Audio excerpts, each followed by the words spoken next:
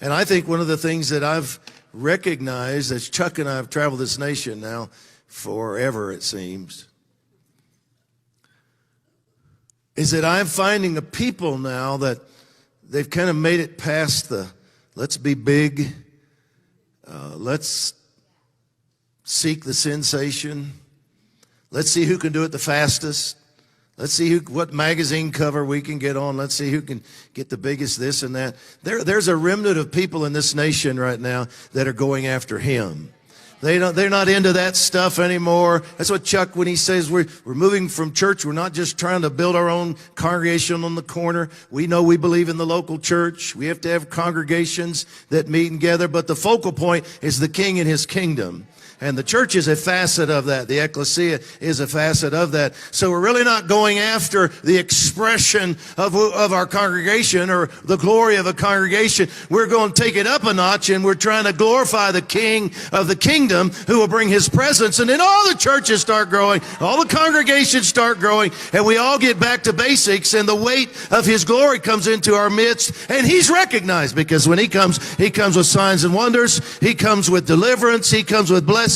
He comes and he's recognized, and he's no longer mocked, really, because even those that mock him will say, we don't know what to do with this. God's there. People being raised from the dead. Blind eyes are opening. This guy's never walked in it in his life. He's over here running and leaping and praising God in the temple, and the world saying, I don't know if I want this, but I know this is something different.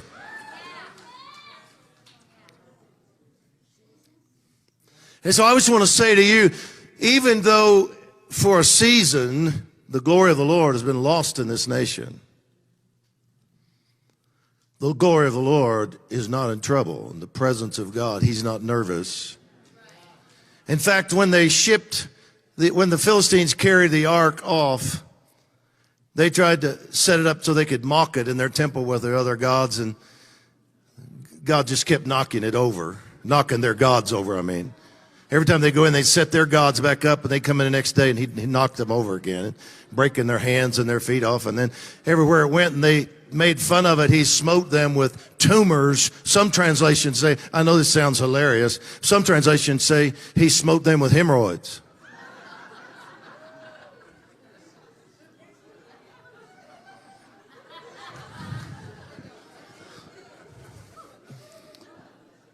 They said, get this thing out of here. We don't want it.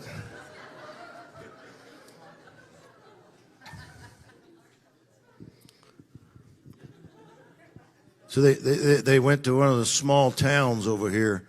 There's probably something prophetic in that. One of the small towns over here in the corner of the nation that said, would you like to have this thing? Yeah, we'd like to have it. And so even when it looks like it's lost, do you really think he's going to get lost?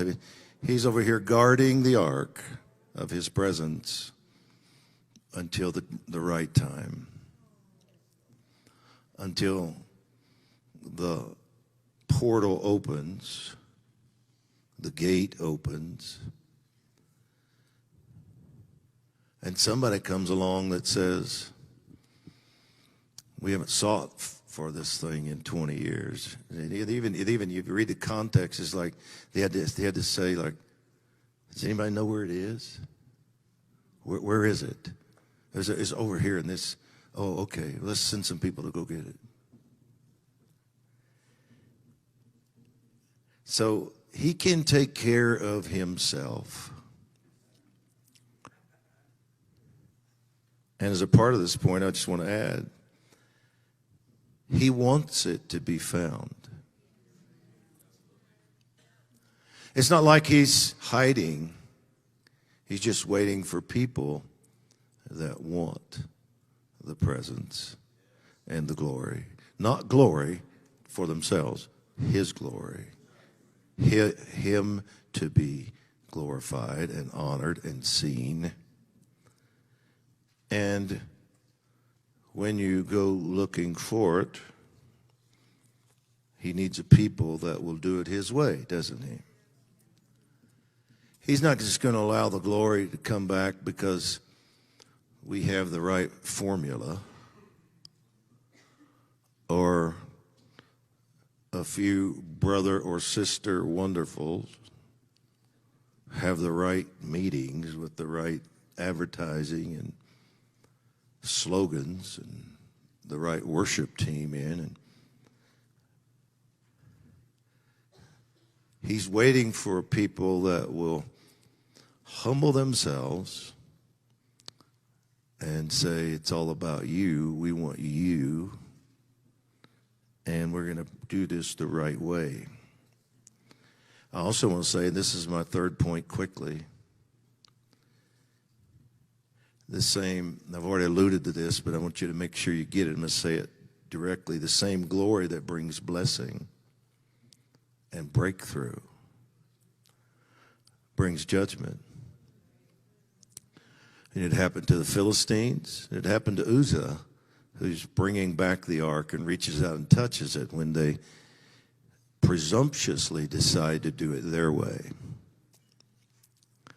That's another thing, by the way, that's encouraged me, not the judgment, but the fact that as I've traveled this nation, and I don't only travel with Chuck, he and I both travel a lot on our own.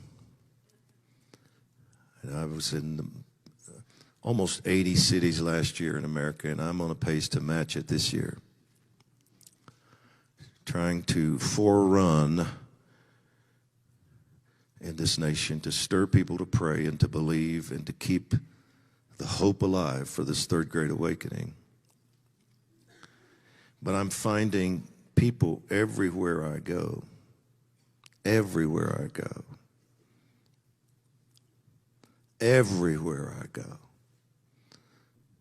that are crying out for this. And there comes a point when, even though we did it wrong for a season as a nation, maybe even prostituted the glory,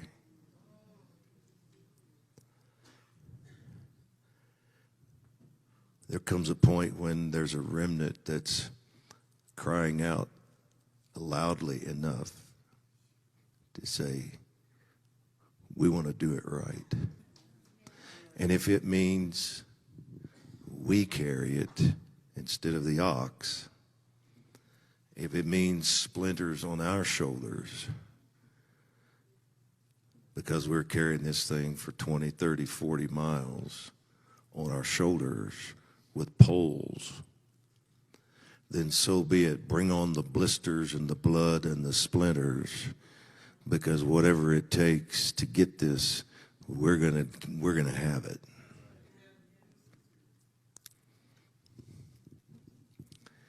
And I would just say this to you on this point of judgment.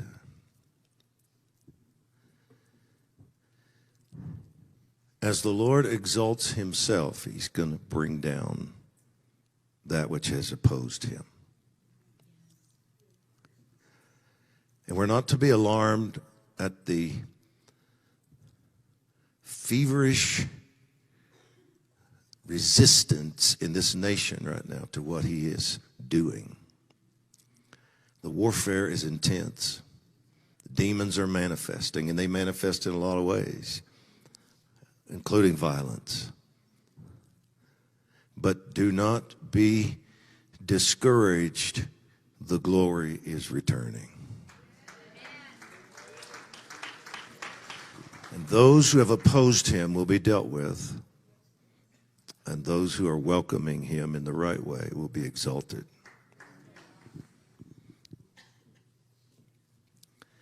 The fourth thing I want to say is the glory returns to a remnant before it returns to many. First, he comes to those who know how to host his presence appropriately. David wanted the glory. He wanted the ark next to the throne in Jerusalem.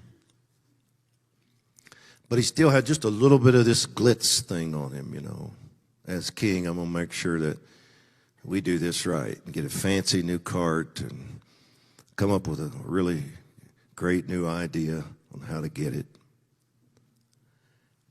And the Lord said, I don't want fancy carts and oxen. I want raw shoulders.